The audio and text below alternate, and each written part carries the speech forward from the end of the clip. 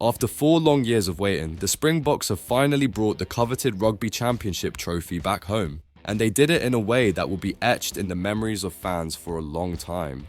The overwhelming 48-7 victory over Argentina at a packed Mbombela Stadium was a true demonstration of strength and determination, making it clear that South Africa is not only the champion, but is on a level above all its Southern Hemisphere rivals. From the very first whistle, the Springboks showed that they were there to leave no doubt about who the true king of the Rugby Championship is. With a commanding performance, Rassie Erasmus's team gave no chance to the Pumas, who, despite all the enthusiasm and confidence gained from their victory last week, were completely dominated by the South African side. Rassie Erasmus, always known for his bold strategic decisions, put on a show of leadership by maintaining faith in his players. One of the standout performers was undoubtedly Aphelele Fasi, the young fullback, who had previously been released to work on and improve certain aspects of his game, returned like a whirlwind. In the first half alone, Fasi showed why he deserves the number 15 jersey, scoring 2 spectacular tries and establishing himself as the primary name in the position. There's no doubt that this was one of the best performances of his career so far. And how can we not talk about Manie Libbok? The number 10 faced harsh criticism after missing a crucial penalty in the last match, which resulted in the Springboks' defeat in Santiago del Estero. Many called for his exclusion from the squad, questioned his starting position, and even suggested he shouldn't be in the team. But Rassie Erasmus, always true to his principles, decided to bet on the young talent again. Without the pressure of having to kick at goal, he focused on organising the South African attack and showed impressive maturity in leading the team to victory. It was as if he had silenced all the critics with a stellar performance. Cheslin Kolbe also deserves recognition, as he once again proved that if there is a player on the planet who can be better than the legendary Antoine Dupont, it's him. Kolbe was simply sensational, escaping contact situations like a true Springbok, evading larger predators in the savannah.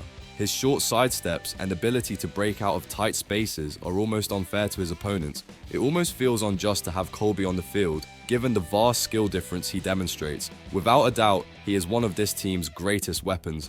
Meanwhile, Kurtley Arendse, despite having fewer opportunities in attack, was tireless in seeking out work. Even when most of the game was happening on the other side of the field, he nearly scored a spectacular try when he launched himself onto a ball from a cross-field kick by Fasi. His energy and willingness to contribute are unquestionable, and he always shows himself ready to do whatever is necessary for the good of the team.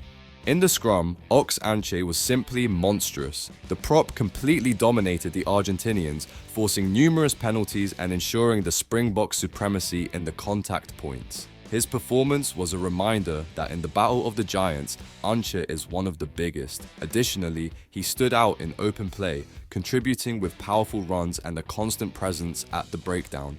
A true engine that propelled the team forward. And of course, we cannot forget about Etzebeth. The lock began the day with tears in his eyes as he became the most capped Springbok of all time. He certainly had bigger impacts in his 128 matches, but that doesn't mean his performance was lacking. Right from the start, he set the tone with a fierce tackle and brought variety to the lineout. This was another solid display from the South African giant, who continues to be an imposing presence on the field and an uncontested leader. But if there's one player who deserves to be highlighted as the soul of this team, that player is Pieter-Steph du Toit. The flanker showed once again why he is considered one of the best in the world. Whether in defense, making decisive tackles, or in powerful runs, he was everywhere. Du Toit not only did the hard work in the collisions and rucks, but was also rewarded with 2 fantastic tries, crowning his stellar performance. He was a true predator, always alert to opportunities and dominating any opponent who crossed his path.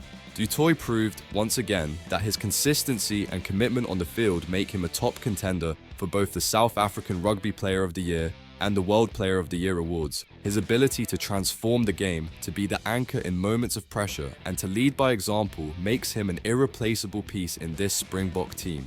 At the end of the match, the feeling was that there was not just a championship winning team on the field, but a true selection of living rugby legends.